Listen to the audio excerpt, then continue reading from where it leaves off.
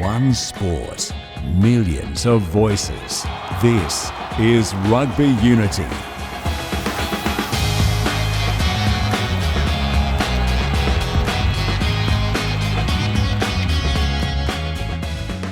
This is Rugby Unity. I am David Pembroke, and today, no Eddie Jones, which, after the last couple of weeks, I have to say, is a bit of a relief. But joining me in his place on the line is Australian women's rugby player and podcaster, Emily Chancellor. Emily, welcome to Rugby Unity.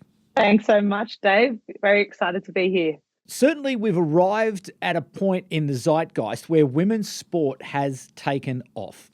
In the USA, there are now professional women's leagues and in some cases multiple professional leagues in basketball, football, ice hockey, volleyball and softball, and flag football is on the way.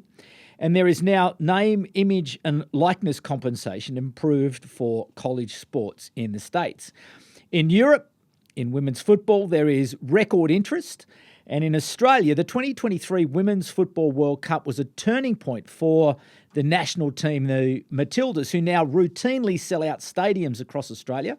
And we have semi-professional women's leagues in Australian football, rugby league and football. As a female athlete, as an experienced athlete, what's your perspective of this rapid transformation of women's sport across Australia and around the world? I think it's wonderful. I mean, I'd say it's about bloody time, but I think we have to be patient. We have to understand that the audience has to have an appetite for what you're doing, and it seems like at the moment around the world that people do have an appetite for women's sport, and the Matildas was a prime example in our own home backyard to see Australians are interested in women's sport. It might not be rugby union just yet, but there is definitely an interest in the world saying, yeah, we are valuing men's and women's sport for sport. What do you think has accelerated it? Because it's really a short period of time where we've gone from empty stadiums and no interest to, particularly in the United States, it's phenomenal, the growth that we're seeing in the interest, in the investment, in the profile, in really everything that is driving women's sport. Yeah, I mean, I don't want to say it's the right thing to do, but I think it is. I think, in 2025, we talk about a lot of equality and we talk about a lot of the world sees equal opportunity. So we can't really suggest that in business and work that there's equal opportunity for men and women and pay parity. And then, but in sport, it's a different story. Like, we're becoming so much more aware of the amount of effort and energy that's put into it. And let's be real, the women's game isn't exactly where the men's is because it's not as professional. So we're always going to have a different brand of what the men do. And I think, we talk about playing the same sport a different way. And I think that's exciting when games get so technical in all sports. When you add a lot of data and you add a lot of statistics, you can almost eliminate the fun of a game. And the women's game is just a step behind in the way it's played. And I don't mean that in a negative from a technical perspective. I mean it from we don't play the kicking game like the men. It's not as much about if we can hold a team into the 22 for X number of phases, we're going to get the ball turnover, which is going to lead to points statistically. We play a game of rugby where we play space. We play that physical direct contact because that is where we're at as a game. And I think that's exciting, and people want to see that because that's actually what they used to love in 91, 94 when the men were playing. I think, and this is how I like to model a lot of what we're doing at the moment, is we're playing in that semi-professional era that Australian rugby went through in 91 for the men. That's an interesting sort of concept, isn't it? This relatability that I can see myself much more in a women's contest than I can in a men's contest. Say, for example, even if let's take basketball as a sport, I can't, jump from the from the free throw line and dunk a ball like Yeah. LeBron James, but I can observe and appreciate the skills perhaps of women's basketballers, which are much more closer to the normal person's capability. And I think there's still an element of the untapped excitement. Tickets for our games don't cost the same amount as the tickets for a men's game as an international, and I think that makes it more accessible. But it's interesting, though, you mentioned tickets here, and obviously we've had the Four Nations here recently in Australia. Were you reasonably pleased with the crowds? Because they were certainly bigger than they've been in the past. Yeah and no. Of course, you can definitely sense that there is a growing interest, but I think in Australia we're still not great at promoting the opportunities that are there. I'll pick on Canberra as an example. We played a double header with a Super Rugby game, and you couldn't buy a ticket to the Wallaroos game. You had to know that the Wallaroos were playing a double header with the Brumbies to be able to go and buy a ticket. So I don't feel like we're being put still in a position where it's easy to support. And I think, as you said, in America, a country that isn't traditionally a rugby union country, they are gaining far more attraction and attention to the sport at the moment. And, I'm sure we'll talk about Alona Maher at some point in this conversation, but to have a personality that people want to, that are inspired by, has drawn a lot of attention to the game. And then you look over in England and you say, well, the country has just completely accepted and invested in the idea of supporting women's rugby as much as they support the men's. And I don't know if Australian supporters have done that just yet. Let's go back a little bit, I suppose, in rugby. And clearly we're in Australia and even around the world, we're a long way from the WNBA and the WNSL. But World Rugby has invested, I think it's about £50 million across the cycle in the women's game. 22 million of that has been invested in the World Cup. It's improved. It's better. Are you satisfied with that as to where we are at the moment, that's a satisfactory investment? I mean, I can't really talk on the investment because I don't even know what they invested in the previous World Cup. It's one of those fine lines as a player where you want to care about everything and you want to care about the money that's there as that underlying figure. Then you have to go, hang on. My job as a player is to play rugby that attracts an audience as well. I want to be a part of a brand that is, as a Wallaroos, relatable, inspiring, and hopefully winning.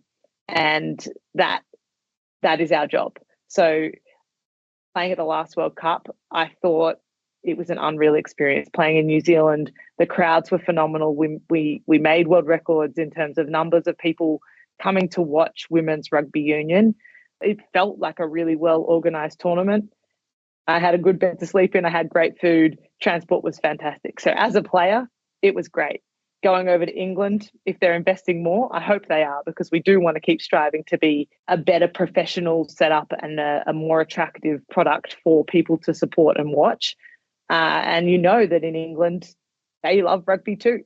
So we already have heard how many more tickets have been sold and secured before the games have even started. And I think that's a really big step in the space of the women's game to see that tickets are sold out before we've even got there. You can't just rock up and buy a seat. And that sort of excitement from a crowd, I think, suggests that the investment must be working. And we'll have to wait and see what the standards are when we're over there. But I have no doubt that if there's more investment as a player, we're going in the right direction. And I guess it's not just about World Rugby investing in the World Cup. It's then making sure that every nation is investing into the women's programs to be resourced and funded appropriately. And it's interesting, isn't it? Because where you sit today and where you are and the progress that's been made, I often talk to a lot of the women who've been involved in the game for quite some time.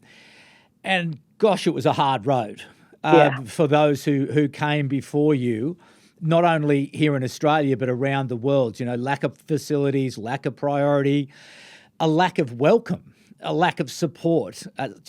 You must be very grateful that those who came before you stuck at it, despite the barriers and and the challenges that were put before them.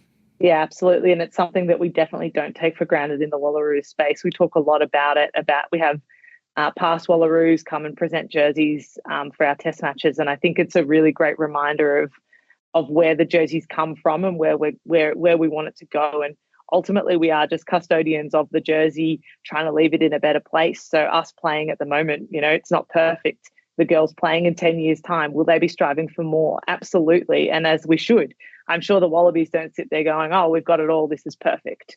You're constantly pushing for change to create the best high performance environment that we can have. And you have to be grateful of where it's come from, but you don't ever want to be too content with where you are, because we do want to keep moving. We do want to keep pushing for, I said equality before. We do want to keep pushing for that space where suddenly the women are being paid not just enough to not work, but enough to be respected in that global space of you are an athlete that we care about, not just, oh, we're paying you enough to survive.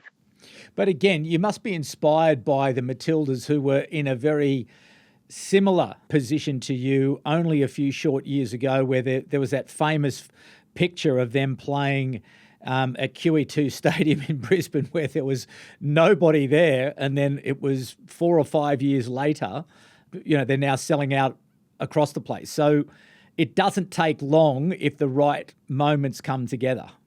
Yeah, I think you're right. The right moments come along and it has pieced together. I wouldn't say that any of the Matildas at the moment would say their journey's easy, but they also wouldn't say they've probably had it as tough as we do. A lot of them go overseas and are on much bigger money than we are, and in much bigger programs.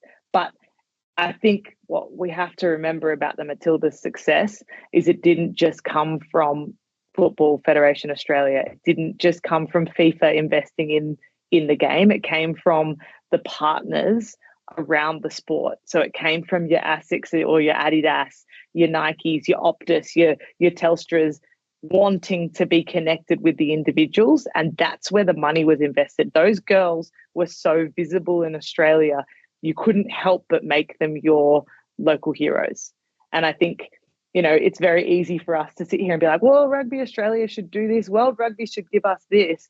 But actually what we need is the brands around the game that want to see the value of what we can do to help promote it in those different avenues, to make it something that someone that doesn't necessarily already watch rugby union says, gee, I want to watch that game because Desi Miller is an amazing winger. And look at her picture. She's on my TV supporting this phone company. I don't even know what it is, but I want to be like her.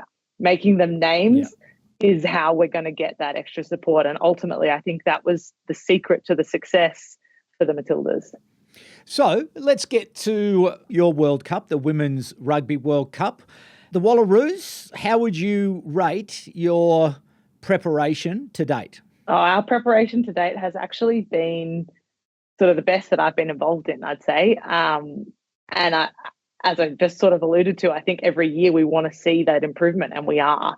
We've seen a greater investment from Rugby Australia. We've got more time together this year than ever before. And I think, our performances haven't been quite, I don't want to say quite up to standard, but we've played 4 test matches so far. We've won 2, we've lost 2. We've lost 2 against 2 teams in the top 4, and we want to be competing against teams in the top 4. So our preparations are on a really good build, and we've got 3 more test matches and an Australia A game to go before we get to the World Cup. And I think if we keep moving in this slow trajectory up, we'll be putting ourselves in a really good position to make that top 4, if not better.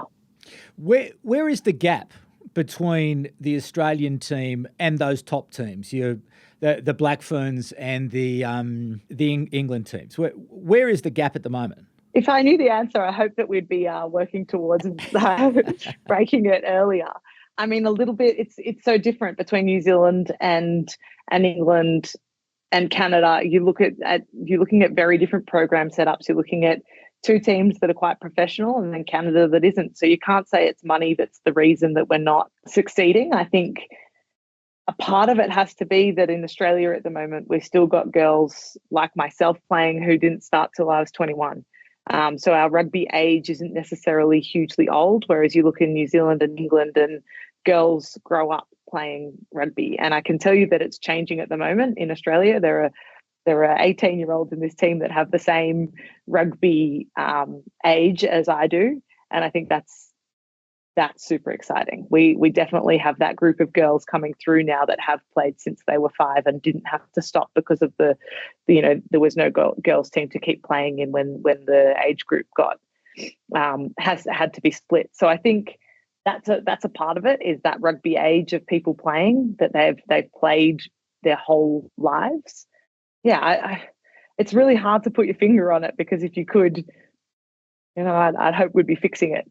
And I think that's the challenge. Is at the moment we're looking at, those little micro skills and making sure as a team we're all doing the little 1%ers to be better. But I'd say the pace of the game that Canada and New Zealand played against us earlier this year would be where we were sort of left behind. And I don't say fitness. I just think that the pace that they moved the ball, we struggled to keep up with. So maybe a little bit of breakdown, slow down. But yeah, I don't really want to throw just rugby catchphrases to make it sound like I have got an answer. But, there's lots of little things that we can be doing to fix it. And we definitely are working on them at the moment.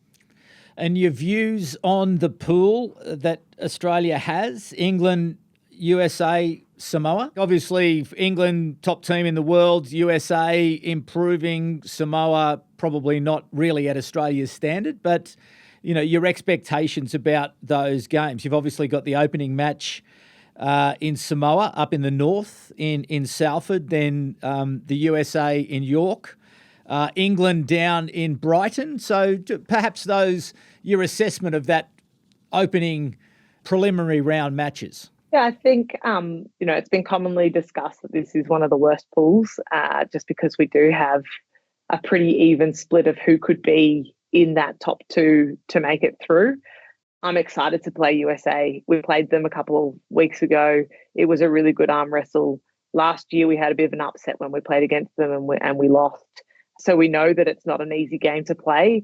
They're physical, they're investing in the game, and we know that we're hosting a World Cup next, and they've got the one afterwards. So we know that the investment line is there for both countries in terms of wanting to start to produce some really good rugby for our own home World Cups. But, no one wants to be beaten by America. We've got to definitely work hard for that one. Samoa, we're playing against them in an Australia A game in a couple of weeks' time, so we'll get a bit of a better gauge on where they're at. They're going to be big, they're going to be physical, so it's one of those games that you play early. It could be an upset, but it definitely isn't the plan for it to be an upset of a game. But you can't underestimate anyone when it comes to a World Cup, and I think the Wallabies can attest to that in their last World Cup. Every game in a World Cup is a fight to the death. We don't want to be giving away easy points. And sorry, if I go back to the rest of the pool, England, obviously, home World Cup. How good would it be to get a bit of an upset over them because they take us for granted?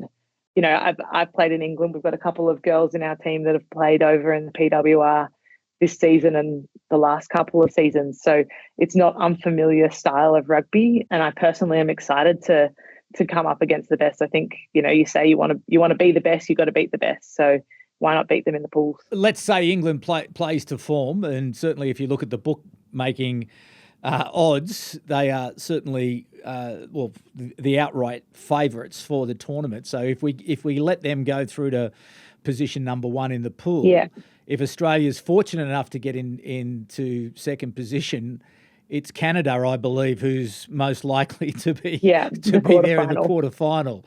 So, as I said, you want to be the best, you got to beat the best, and obviously you don't want to do it too early. But at least Canada isn't going to be a surprise in terms of the way they play. We played them, and they definitely set a standard. Did we review that and look at it and go, how many things could we have done better? Did they beat us or did we beat ourselves? And I think we came up with the conclusion that we beat ourselves. We did not turn up to make their job difficult. So there are a lot of positives that we can take away from that experience. And when you get to a quarterfinal, it is really anyone's game. You can't rely on your past form or the position you stand in a ladder. It's got to be that team belief that we can do it. And if everyone's on the same page, we'll see what can happen. Is there, or do you feel that the excitement is building inside the squad towards the World Cup? We're well under 100 days now before the opening game. Obviously, final selections are yet to be made, but is there talk amongst the team? Is there excitement building amongst the team? Or is everyone trying to sort of keep it a little bit calm before the excitement builds? Yeah, I think we're keeping it pretty calm, but there's definitely an underlying tone of this whole year, knowing what this year is. There's more competition for positions. We've got a pretty solid squad of contracted players, and then some girls that are really like proving their point on the edges that are not necessarily contracted but have every right to be there.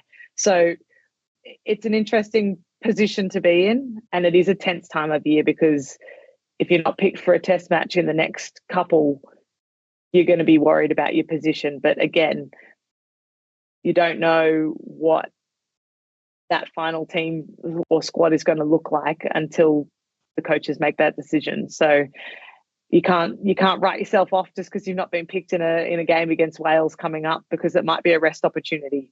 You hope that you don't need a rest at this point. Yeah, I think what it is it's actually just really good, healthy competition at the moment, and we're working really well to sort of sharpen the axe and push. But you can't get excited about a World Cup and start getting too fixated on that when we've still got 3 or 4 test matches to go and a couple more training camps. So definitely it's on everyone's front of mind, but it's not the first part of the conversation. But I'm sure in your idle moments, and particularly having had the experience of playing in the PWR, that World Cups are special. I've been fortunate enough to go as part of a Wallabies team. I've been fortunate enough to go as a journalist to the 91 World Cup when Australia won. I've been as a spectator. And if I just look at the great places where the World Cup, where the venues are taking place, in Brighton, in Bristol, in Exeter, London, Manchester, Northampton, Sunderland and York, I look at that and get excited and just think, how good is it going to be? How exciting is it going to be? And exactly as you said before, there are 350,000 tickets already sold, and I have no doubt that there is every likelihood that there will be multiple sellouts. And I believe that the final at Twickenham is already sold out. So I'm sure that in your quiet moments, you might be taking yourself there occasionally just to start to enjoy and think about that wonderful experience that is there to be had by those lucky enough to be selected. Yeah, absolutely. Like you think about it, you dream about it. I've been thinking about it for the last 3 years. Obviously, we didn't have a World Cup in 21. We held it in 22 because of COVID. So we have had a slightly shorter cycle this time round. But knowing how cool and powerful the experience was at the last World Cup, I'm itching to get over to England and be part of that squad. But you can't. No one at this stage, I think, can rest on their laurels or their reputation, because the reality is there isn't a position without genuine competition in our squad. And I think that's a great place to be. We've got a mental skills coach, and we have been having group discussions about, like the importance of it, but also like the realities for some people that will be sitting in the room about, if we're a squad of 40 at the moment, 10 of us that are here in camp are not going to be at the World Cup. At least 10 of us, because there are possibly people at home who are coming back from injury, etc., who might be in instead of the group that are here. So, it is a really exciting time, but it's also really scary for a lot of people because it is built up to be so big. You don't want to judge your successes as a human being based off your selection, because it is ultimately a couple of people's opinions of you. But if you're doing everything you can to be on the field, and you know that you've crossed every T and dotted every I in terms of your off-field work as well, or anything away from this environment, then you got to be. You definitely. It's such a hard thing to talk about because you obviously care. We obviously want to be there, but you also know that it will be a really tough conversation for some people. Now, look, I'll get off the World Cup in a minute because I need you to do some work with me in a moment about some couple of ideas, because this is obviously a podcast with a mission to help secure the future prosperity of rugby union around the world. But just a couple of things. First thing, how good is the new trophy for beautiful. the Women's World Cup? It is amazing. Yeah, I think it reflects a lot about what World Rugby is doing and talking about with regard to the women's game being the same game, played by girls or played by women.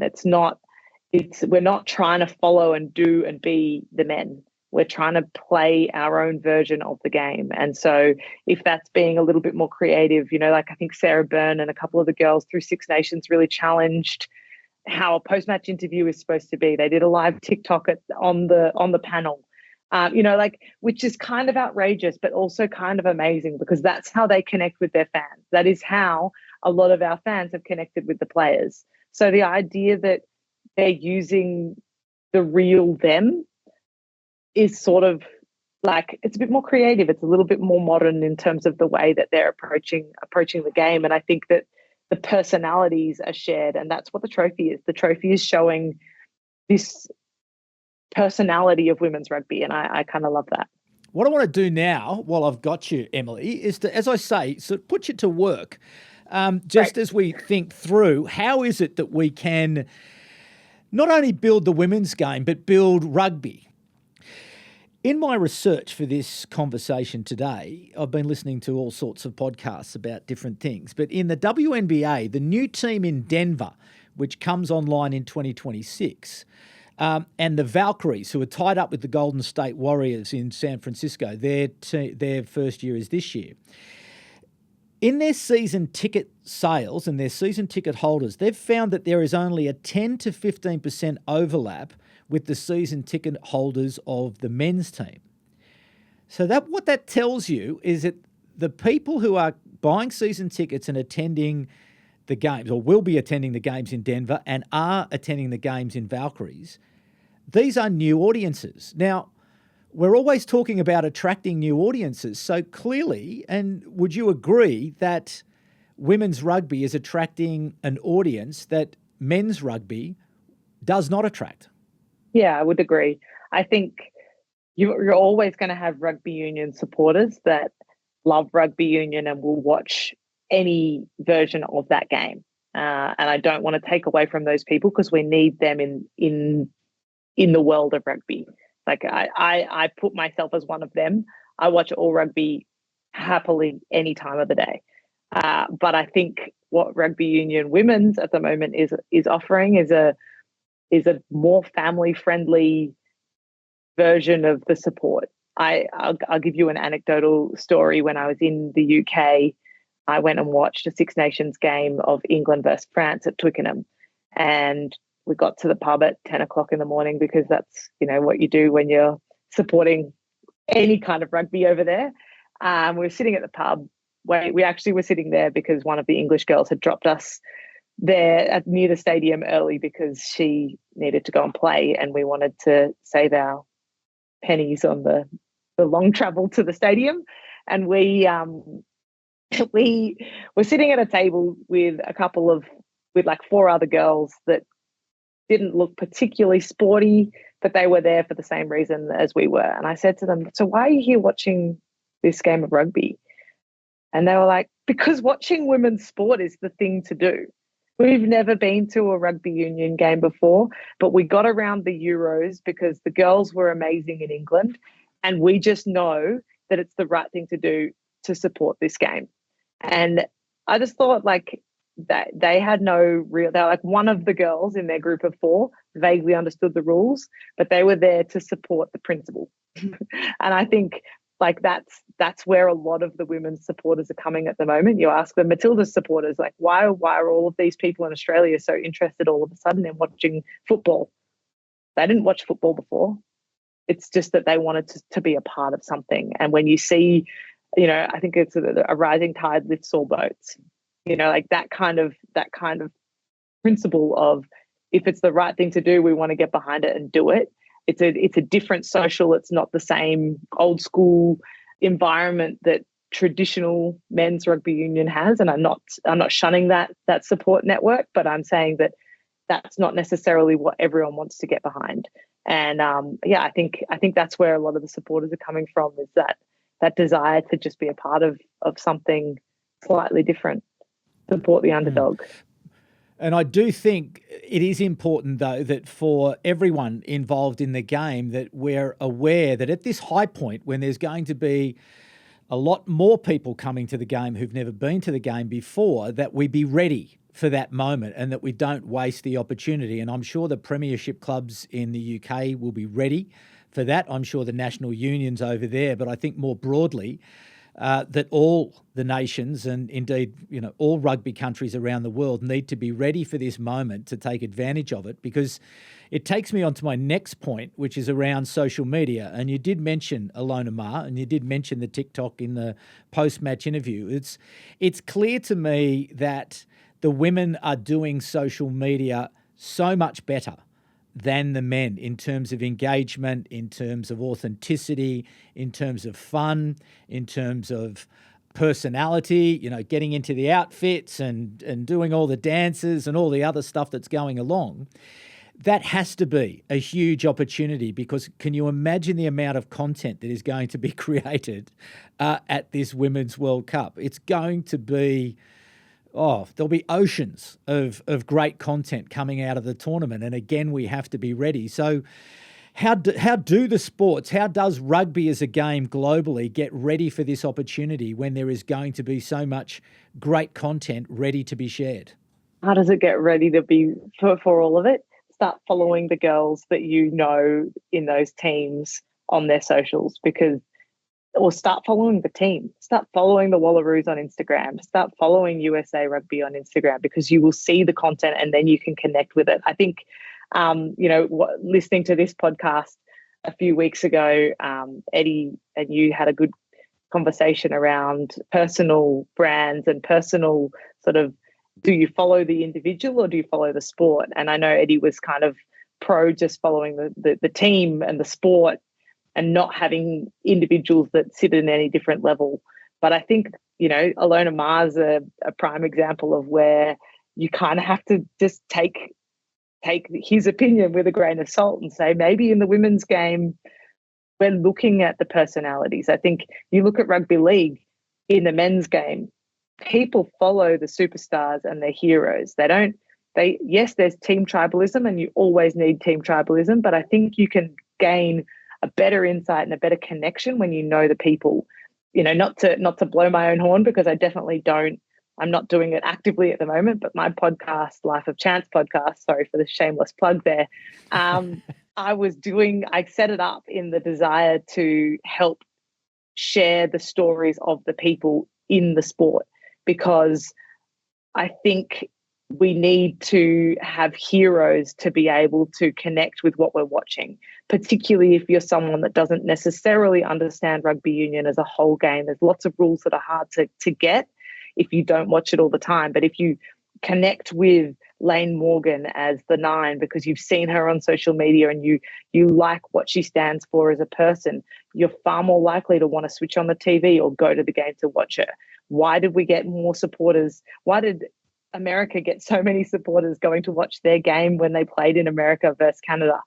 Because Alona Ma was playing, and people connect with her messages. They connect with her conversations about body image. They connect with her making current TikToks and showing her personality. And I think maybe it's because the women's game's been a bit more sheltered from the negative side, or maybe it's because we're a younger generation that's been coming through and that is the world that we've lived in. But using social media to engage with an audience, it seems like it's a positive way of sharing the stories. So the fact that there's going to be so much content that comes out of a World Cup, or how much content that came out of the Olympics, like that's an insight into the experience that we are getting. And that makes you as a viewer excited to be a part of that journey or want to understand it more. So I see the value of the social media world as a way to see these people as the real version, not just the physical, amazing athletes that we are, but to also see that there is a dynamic human behind the rugby player, which is how you're going to connect, because not everyone that watches rugby can say, yeah, I can do that, or yeah, I want to do that. So to be able to connect with those people in another way, I think is super powerful. And I certainly think it's this pathway to new audiences, because again, R360 keeps talking about we've got to find new audiences. Well, that's where the new audiences are, and the way that we tell our story, through the fashion. I saw a great a TikTok the other day of Charlotte Caslick, and she had the big boots on and the fit, and she had the hat, and it was the whole thing going on. But I just found it so appealing that she was showing her personality. She was being who she was. And we need more of that, in my opinion, not just in the women's game. We need much, much, much more of it in the men's game, so we can grow the superstars, because that's, if you have a look at the big sports that are growing around the world, the big sports that are prospering, they are making an effort to create superstars. And I think we live in that time where people want to connect to big personalities. And again, Ilona Maher is just a superstar. And I love watching her stuff because she's got a great sense of humour. She's prolific. There's a lot of content there that she's putting out. I don't know how she does it. She must have does she have a team going around with it to help create it? Yeah. Oh, her sister's her manager and her media manager. So her sister's definitely doing that, I'd say, full time. I don't actually know that. That's just me assuming that she's full time. Yeah. So that's point number 2 then, really, about things that can be done. So there's that opportunity more broadly at the front end in terms of supporting the sponsors and building the sponsors and getting behind the sponsors and getting them value out of their investment in the game. The second piece is really around that connectivity to the teams and to the personalities. So if you're listening to this podcast, it's not going to hurt to just start clicking, start saying, yep, I want to see this, I want to see this, I want to see this. And when it does come through your feed, hit like, share, whatever it is, because it'll hit into these networks, it will grow, and you don't know where it's going to get. So that's your audience, that's your job, okay? At the Women's Rugby World Cup, if you're seeing the content, get involved, get engaged, but make sure that as it comes past you, that you give it a little push along the way, because I think that helps. And you just don't know where these moments are going to happen. You don't know where these things are going. So you really have to get into that habit of supporting. So please, as we head towards the Women's World Cup, because you'll have a better experience of the whole thing as well, because you'll be more connected to those moments. Because I am sure there are going to be some absolutely spectacular moments on the field and off the field.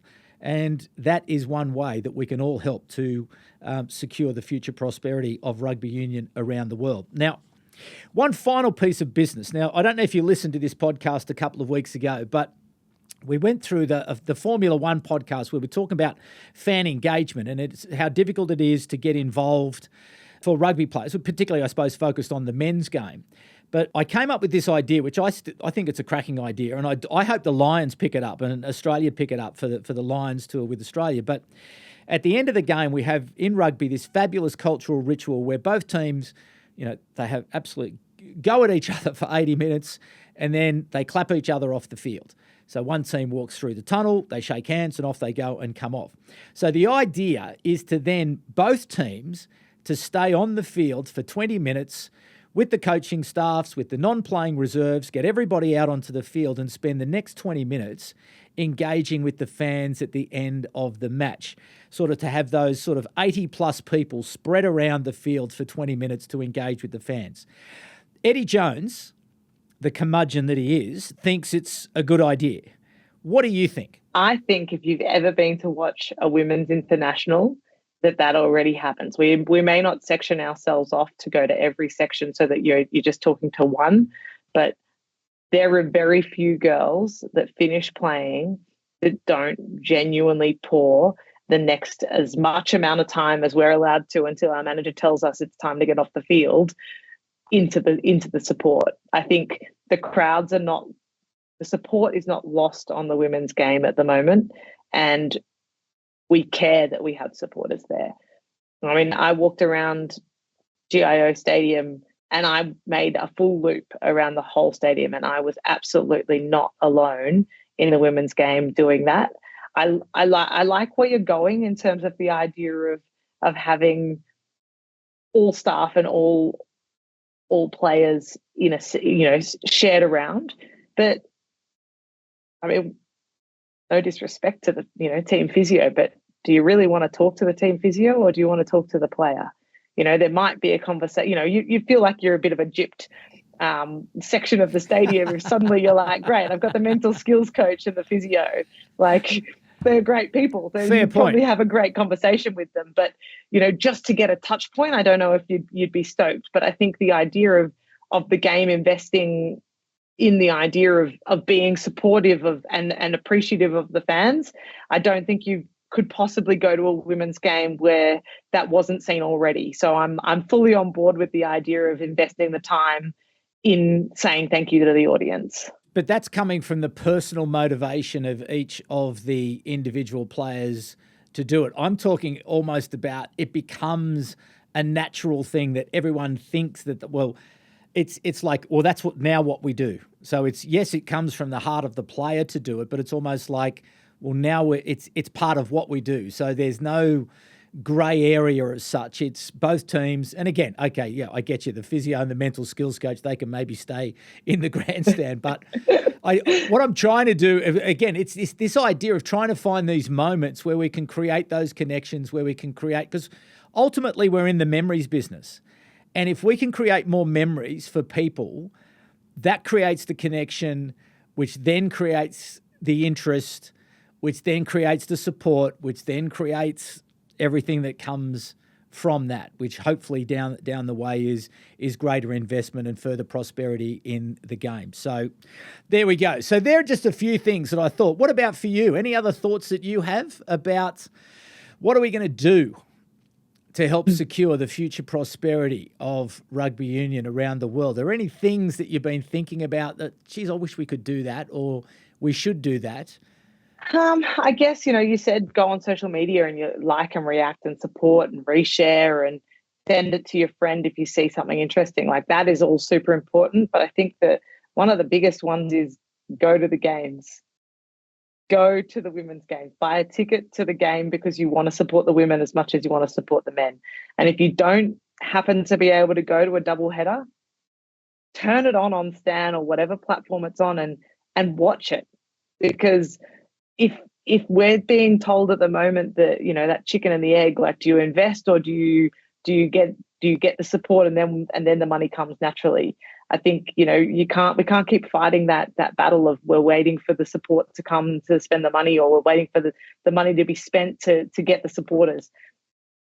If you watch rugby and you care about the rugby union as a game in Australia, turn it on your TV, put the women's game on and see if you like it. Because I tell you what, as a biased supporter and player, the women's game is super exciting. But we play a really good, hearty version of the game. And I think you'll watch it and you'll enjoy it. And if you don't, at least you've tried it. But turn on the TV and give us a view, because the more support we can get in that broadcast space, we know at the moment that's where the money stands. So give them no reason not to put it on free to air. Let's get as many people being able to watch it as possible. But talk about it with your friends. Everyone has a daughter or a mother or someone that might be more connected to it. But I don't think we should limit it to the women. Watch it yourself. You will find an interest in it. And yeah, I guess it's watching, it's supporting us on socials, buying tickets to go to the game. And if for some reason Rugby Australia decide to put out Wallaroo's merchandise, please buy it. Sell it out so that they have to put out more. It's a call to action, people. And again, it's not just, I think, to Emily's point, it's not just here in Australia. If you're in the UK, if you're in the US, if you're in wherever you are, turn it on, follow it, and take exactly the same actions, because there is no question that the women's game is going to be a key source of the future prosperity of rugby union around the world. And really, if you take a look at the last 5 to 10 years in terms of the growth numbers in all countries around the world and the numbers that World Rugby reports, the growth in the sport has come from the women. So, and we're nowhere near its potential. So let's take those actions. It's easy for all of us to do as we get excited about what will be a compelling Women's Rugby World Cup later this year. But if we all take those simple, small actions, easy to do, we're going to be making a contribution to the future prosperity of the game. So there you go. So, Emily, I will let you get back to the hard work of preparing. What are you working on individually? What's your focus for this next period? What are your work-ons as a rugby player? As a rugby player, I suppose, coming back from my ACL injury last year, I think I'm still just finding my feet in this international level. You know, it's a crazy thing to think that I've played less than 15 games of rugby over the last 2 years because of my knee, and I've already played 4 of them as an Australian in an Australian jersey. So, you know, I've got a high standard of where I want to be as a player. So balancing the mental side of really wanting to have a high standard and be where I want to be, which is where I will be for the World Cup, and then being kind to myself as I'm like working through just finding the flow again and wanting and not just being content to be a participant but be a competitor. So I think if I'm going to go really technical on you, my focuses at the moment are the breakdown. I want to get back over that ball. I feel like I didn't get that many opportunities in the last Pac-4 series to really get my hands on the ball and break down, and just making some more dominant collisions because I'm a chop girl, but chops still can be dominant. So just getting my body more in front. Those are my 2 technical work-ons, and then the rest is all the fluffy mental stuff, which is actually probably more important than the physical stuff to make sure that I'm in the best place possible. But you guys probably won't see that as an action point. I will. And away from the game, anything else you want to share with us? Oh, well, I'm going through my bread making era at the moment, so I'm really into making sourdough bread. So I'm really working on that when I'm home to perfect, so that we've all got some delicious bread to eat. Yeah, that's my hobby at the moment.